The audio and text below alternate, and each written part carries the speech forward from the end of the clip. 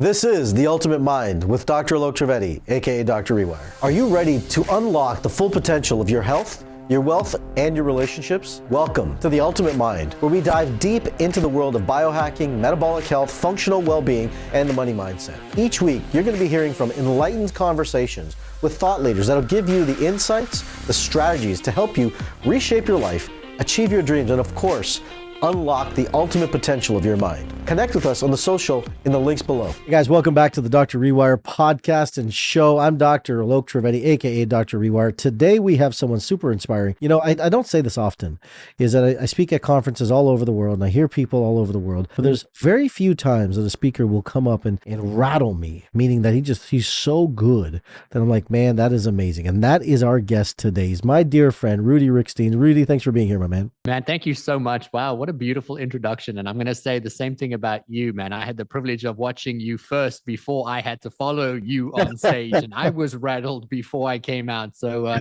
very fitting to be here today. Thank you, brother. Oh, thank you. You've had so much great success. Your Thrive Global calls you one of the top 10 coaches in your community. Business Insider has said one of the top 20 mindful thought leaders in 2021. Your top 5 business coach, one of the top 5 business coaches in the world. He is the leader of Rudi Riekstins Coaching, started the Empower University, Resetting Your Mind, Reset Your Life, the author of that book. Like, you've just done all these amazing things, but I know this is not where it began, right? Like, I really want to take a step back because, you know, sometimes we get on these success trips, but we don't really know, like, it doesn't always have to be that way. It wasn't that way always. Like, where did life begin? And how did this journey to say, I want to be this mindset coach? Because most people think you want to be like Tony Robbins, and it's not about being like Tony Robbins. It's about something different, I think, at least my perspective. I'd love to hear what you have to say about that. Yeah, I love your question because so many people, when they meet somebody that has achieved something, whatever that is in whatever area of life, they look at them as that person, but they don't look at the entirety of the journey that got them to be that person or to get to that level or to achieve that thing. And it's for every area of life.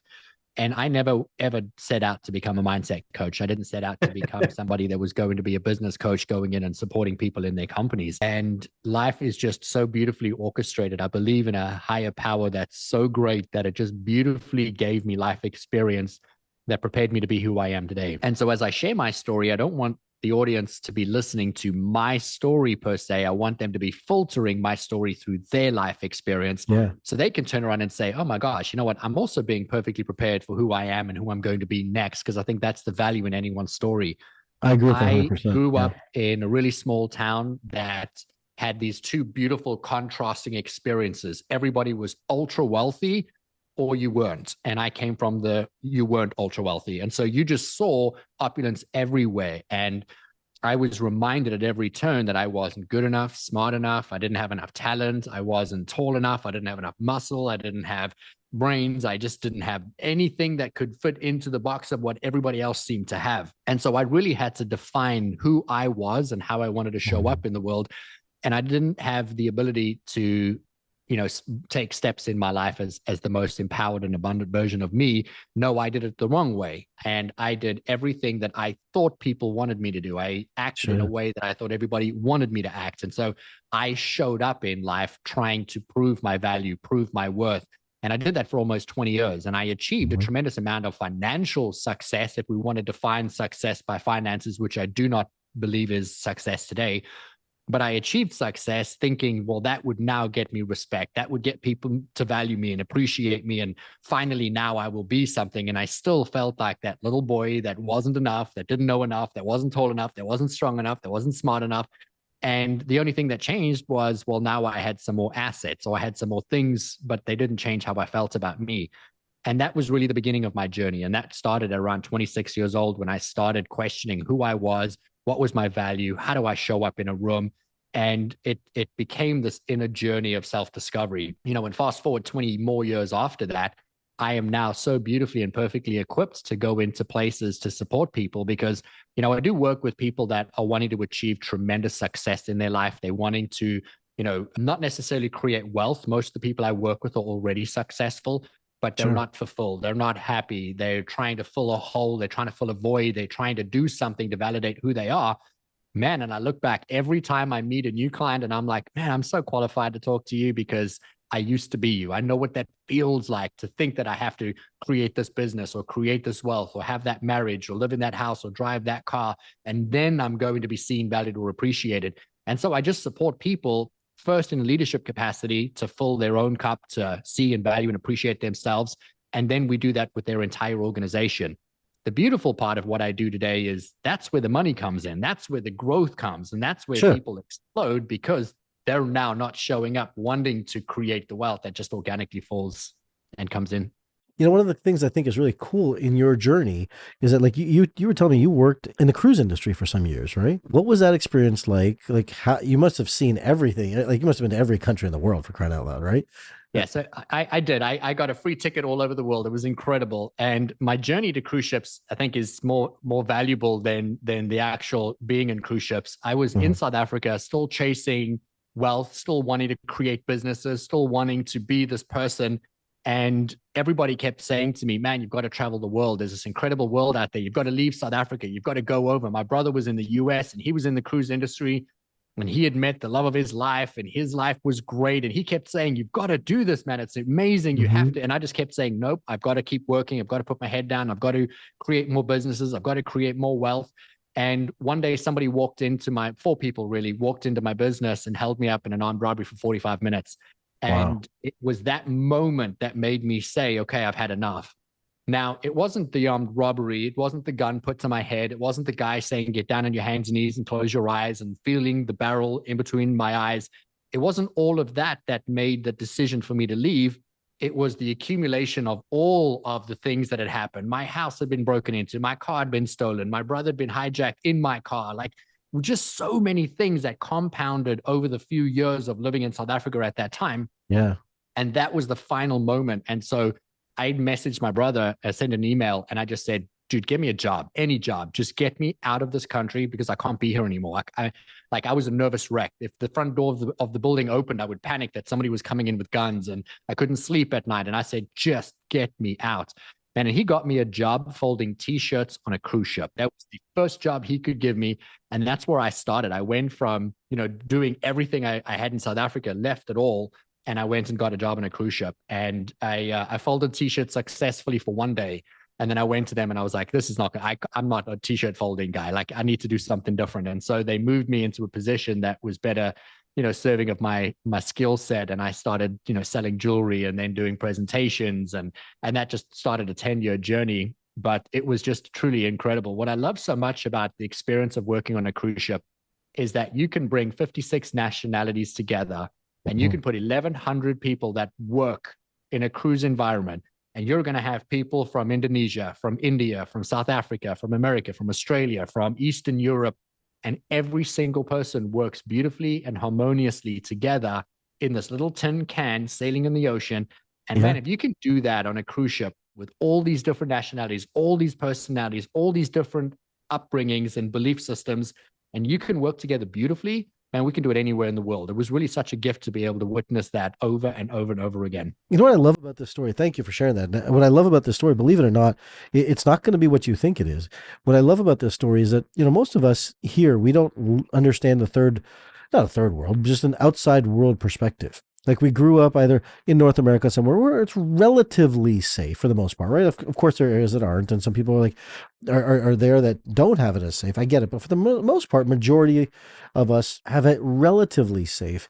But when you go to other countries and you go to other locations, like you go to like India, like what's going on in the Middle East right now, right? Like you go to South Africa, like these are some dangerous countries where it's not about thinking to be the best, it's not about that. It's just about, man, dog eat dog survival. I'll kill you. Like, that's a different way to live, right, Rudi? Like, talk to us about that, like that consciousness to now being a business coach, teaching people abundance and consciousness, like the shift. And how did you mesh from living in that state of consciousness now experiencing, living and thriving in this whole different state of abundance? I'm going to answer your question in a way that I don't think that your audience is expecting. And I'm going to say to you that your reality is always serving who you are and where you need to go and what it is that you need to experience. And I lived in South Africa at a time when it was very difficult. It was very toxic. There was a tremendous amount of shift in power.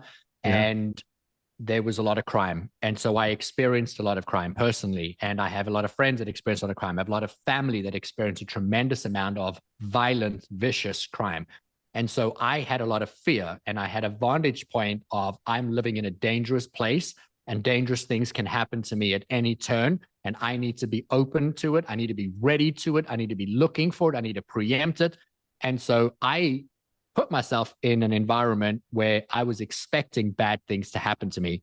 So what happens when somebody walks into a room expecting bad things to happen? Well, bad things happen. Sure. And I aligned with experiences that served the vantage point that I had. And what's so fascinating is that I believe we're always getting what we're always creating, and we're always creating what we believe. And I believed it was a dangerous, dark world, and that, my life was fragile and that somebody else could come in and take something from me. And so I had a lot of experiences of people taking, stealing a car, breaking a window, taking a radio, stealing the whole car, stealing my house, and just all these things, like literally everything. The doors were removed from my house. And coming home at 9 o'clock at night and seeing this, that is another example of what was going on inside my mind. You asked beautifully about my experience of going to cruise ships. And that to me was the greatest gift I was ever given, because it wasn't the job. It wasn't the experience of living on a ship. I was given a gift of resetting my mind, because all of a sudden I wasn't worried about somebody coming in with a gun and robbing me. I wasn't worried about being hijacked because I wasn't driving a car. I was walking to a mess to go and eat a meal with all the other crew members. Then I would walk and get in an elevator with the guests and go to my job.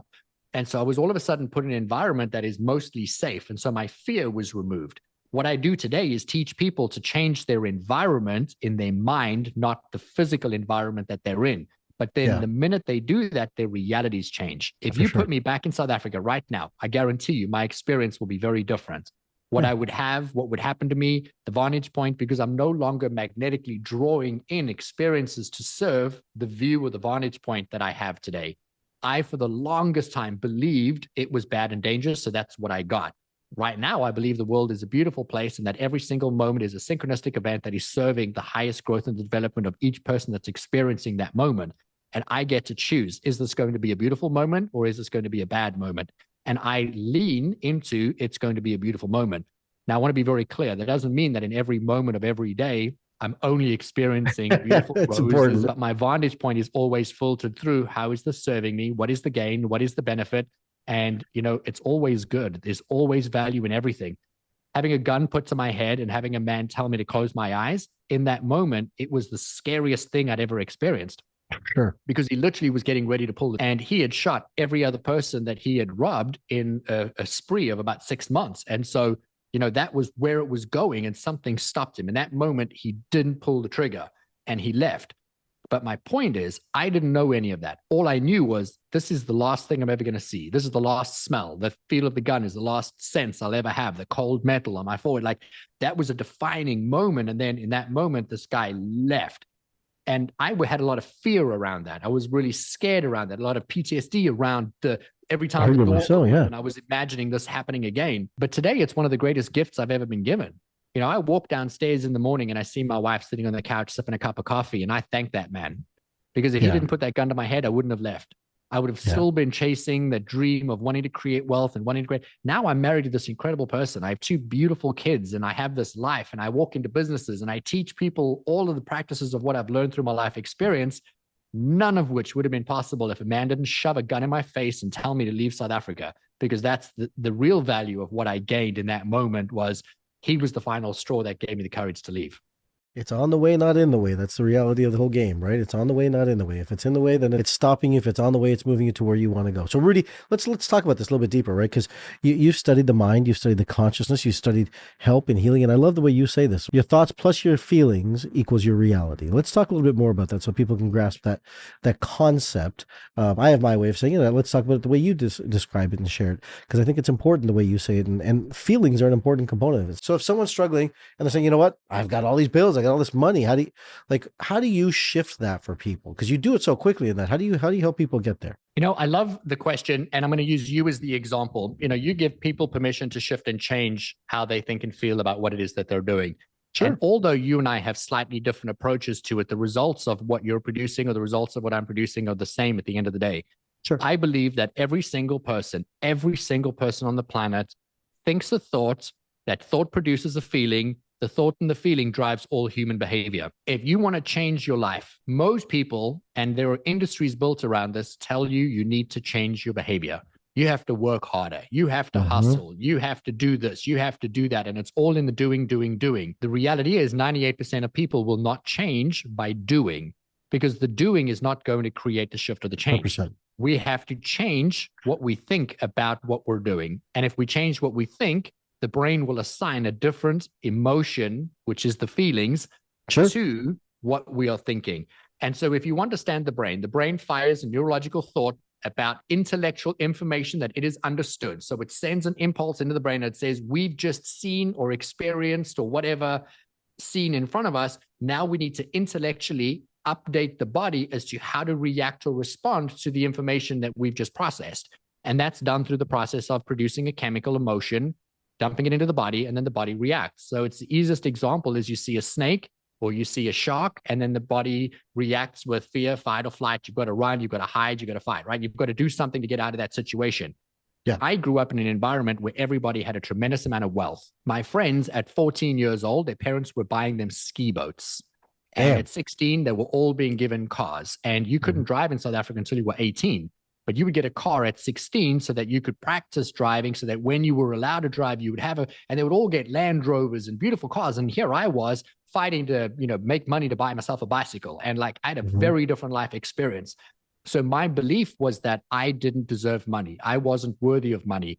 I believed money was really hard to come across. It was difficult to create wealth, and that people that had money, they did really bad things to get that money, meaning they pushed over people, they stood on people, they had a different integrity level than I had, because they were prepared to do things to get a leg up on somebody else that I wasn't prepared to do. And so I was going to have to work really hard to make money and to prove myself. And other people that had it really easy, well, it's because they had a lower level of self-worth and they would do things that I wouldn't do, right? That was my belief system. And so if I have that thought produces a feeling. And so that feeling is, I'm not worthy, because the brain doesn't interpret the information of, my father said money doesn't grow on trees and people that have money have done bad things to, get that money.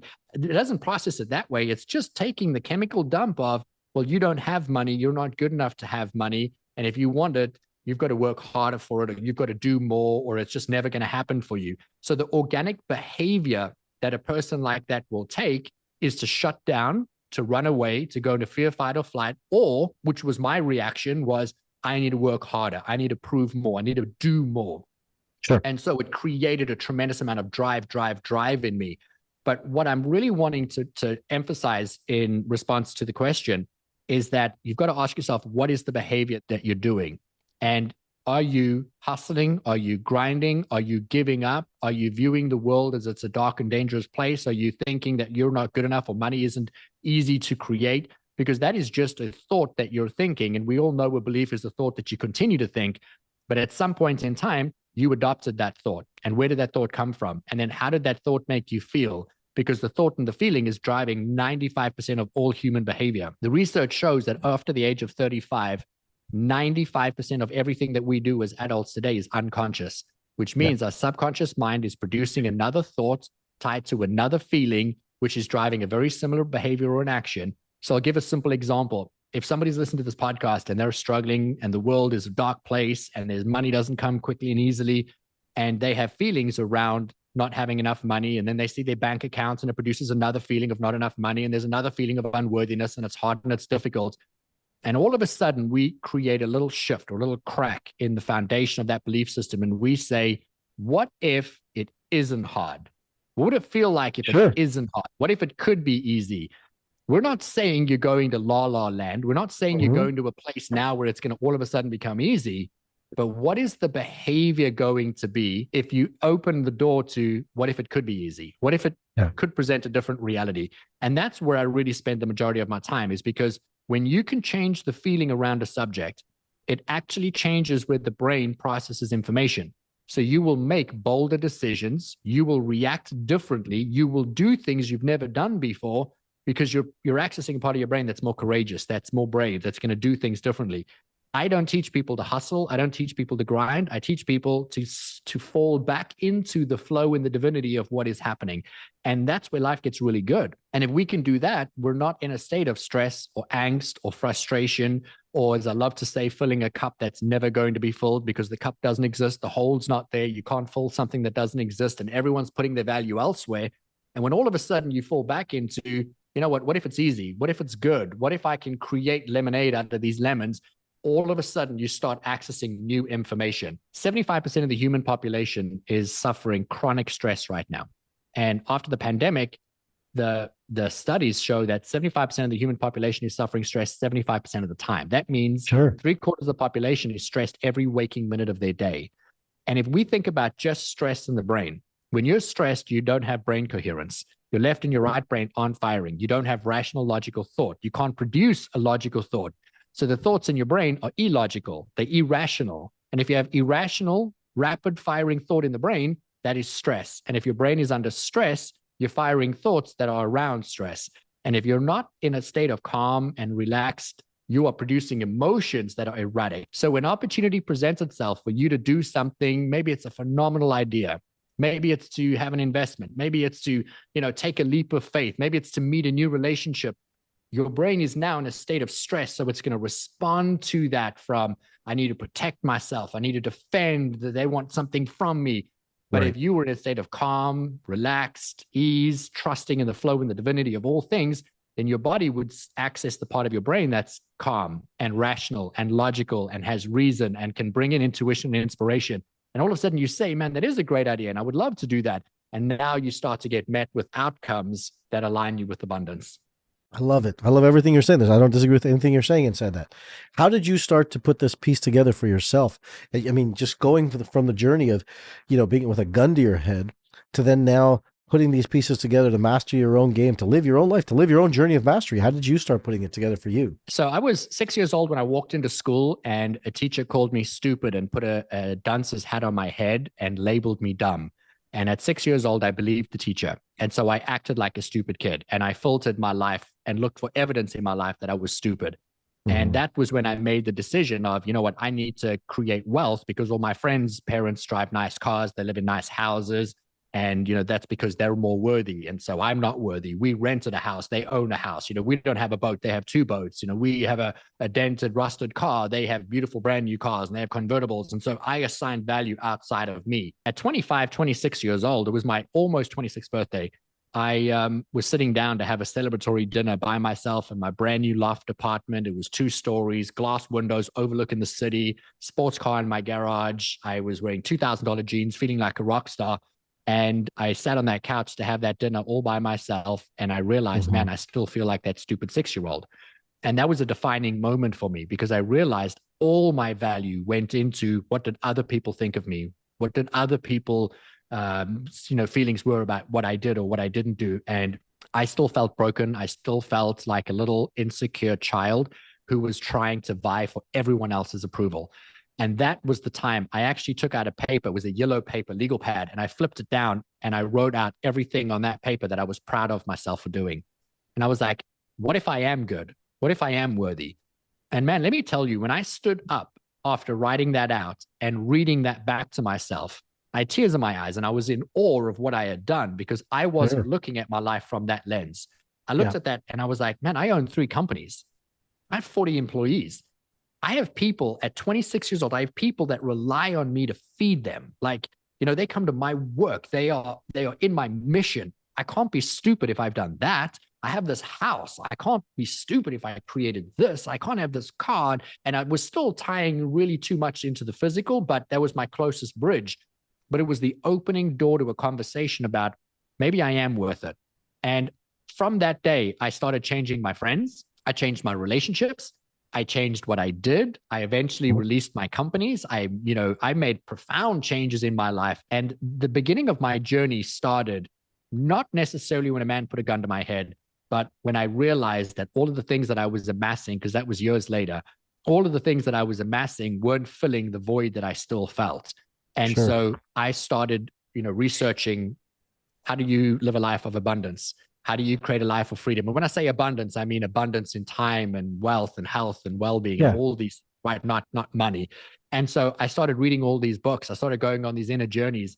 And as life is perfectly always preparing who we get to become, years later in my 30s, I started a company with my older brother. And it was my business, my company, my money. And I said to him, man, I would love to do this with you. Like as kids, we played in a sandpit. Like, let's have a business together and that'll be a new sandpit.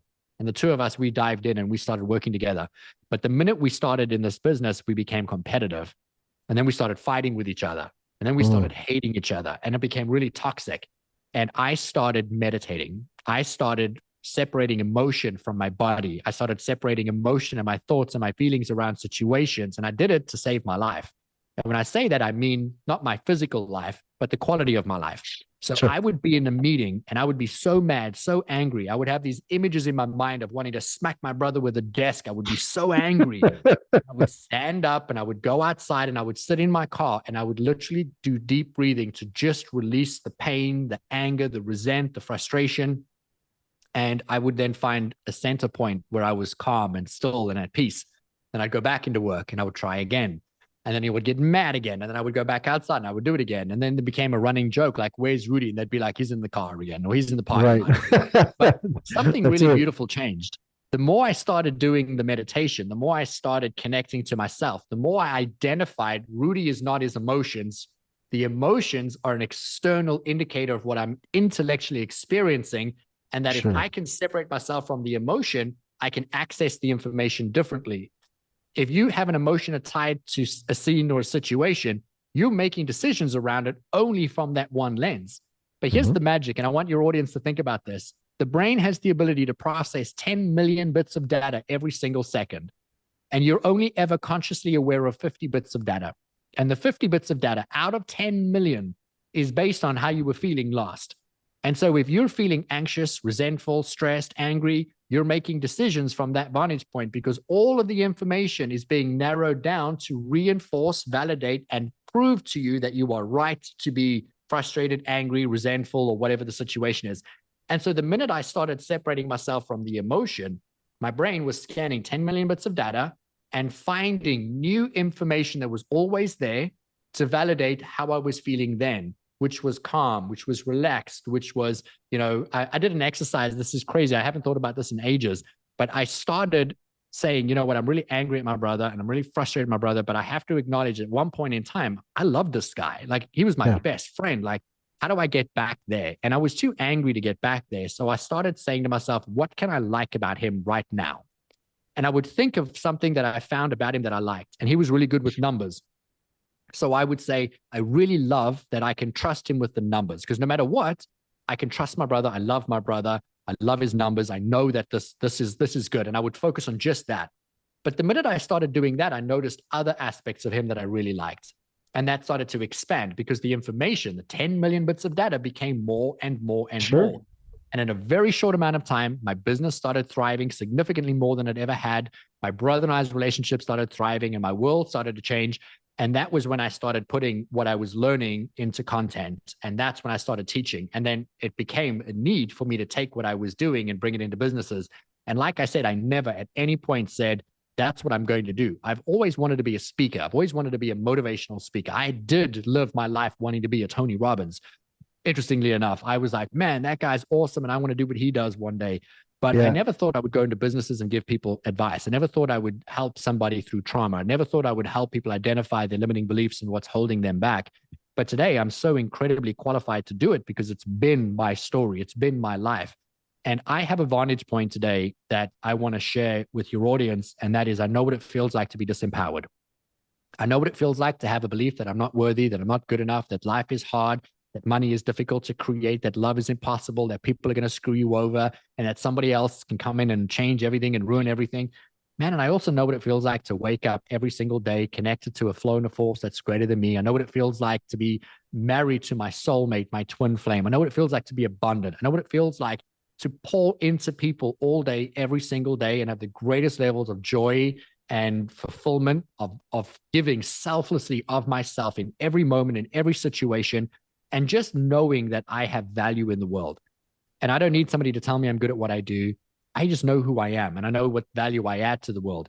And let me tell you, there is such a stark difference between those two people. And when I see somebody in the struggle, I just remind them it's so good on the other side. And what you're in now is serving who you get to become. And it's perfectly divinely orchestrated for you. Nothing is ever wrong. The hardships are only hard when you feel like they're hard. But when you look at them slightly differently, you access more information. You can change the emotion around them. You can make very different decisions, and your life will look very different in a very short amount of time. And I've not only experienced it in my life, but literally thousands of people's lives since. You are the man, let me tell you, Rudi. You are the man. Ladies and gentlemen, Rudi Riekstins. Where can people learn more about you, Rudi? I would say I'm on Instagram. If you want to follow me, rudiriekstins.com for my email and website. I just appreciate you. I appreciate being on your platform. I have got one of those names that is by far the most difficult. So I'm going to ask you to put it into the show notes, but rudiriekstins.com is RUDIRIEKSTINS. I have tons of free resources. If somebody wants to go on and grab a free book or a meditation, or they want to download a course or learn something from me, I just love that my life has value and meaning in supporting people to be able to learn and to grow and to create a shift and a change. And so I challenge anybody who is not happy with the life that they have right now, but they are prepared and committed to creating a shift or a change and to living the life that they get to have. And so please reach out. I would love to hear from you. Rudi is one of the few people on this planet that I think has been able to help people in the way that he does, and I'm honored to call him a friend. We chat all the time, we connect all the time, and he's one of the few people that I know can help people transform their life. So Rudi, I want to thank you for joining me, for being here, for being who you are, for being such a light and a beacon in the world, and changing so many lives. I appreciate you, brother. Thanks for being here, man. I appreciate you, and if you don't mind, I would love to turn that back on you and share with your audience that you are who you are. And what I mean by that is, when you're on stage and you're impacting and you're literally rewiring 10 people's minds right there on stage in front of an audience, and you walk off stage and you go into the green room and you're just having a conversation with somebody, you're the same person. And then the phone calls that you and I get to have, and you check in and you're like, how are you? How can I serve you? What's going on? And the little moments where you coach and support me, and there's just these moments. It's this beautiful flow. You never stop being you, and you are grounded and committed in growing and developing and serving people. Don't ever stop being you, brother. I really do. I love you profoundly. I'm just so grateful that our paths crossed. Thank you for this incredible conversation. But I want to just really challenge your audience. You have found him for a reason. You're here for a reason.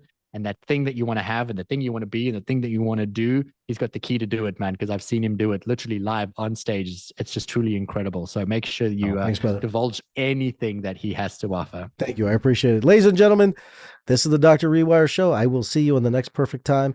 Please go check out Rudi, everything he's got to offer. We'll put all his information in the show notes, and you'll be able to catch that. And then, Rudi, I want to thank you, brother. I'll see you the next time. Take care, everyone. Hey, thanks for listening to this episode of the Ultimate Mind Podcast. Your support means the world to us. If you found value in today's conversation, be sure to rate, comment, and subscribe wherever you're listening. Ready to go deeper?